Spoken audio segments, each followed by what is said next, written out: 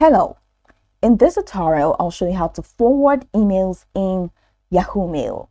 The first thing I'd like you to do is to launch a Yahoo Mail application, which of course I've done right here. And now the next thing is, how can you get the Yahoo Mail app? You can get it on Google Play Store or Apple Store, depending on the device that you use. Launch any of these applications and locate the search bar. In the search bar, go ahead and type Yahoo Mail and follow through the on-screen instructions to install. Now, after installing, click on open, and that's going to take you right into the sign up page for Yahoo Mail. In there, you'll be required to either log in using an existing account or to create an entirely new account.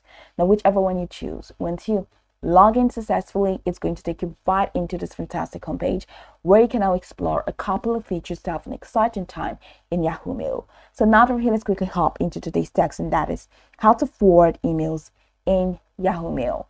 So the first thing that we have to do is to click on the email that we want to forward from this inbox tab.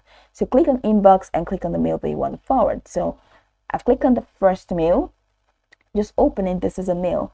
So for me to forward, I'm going to have to check the bottom right corner to see some of the icons displayed here, which include delete, archive, move, reply, and the three dots icon. So click on the three dots icon, and that takes you over here where you have a couple of other features, which include reply all, forward, mark as unread, star, set a reminder, spam, print. Click on forward, and once you click on forward, it takes you over here. Now you can add the email address of the person that you want to forward this mail to. Add it right here in this first communication box, and once you add the email, that's it. This is the forwarded message, resting good.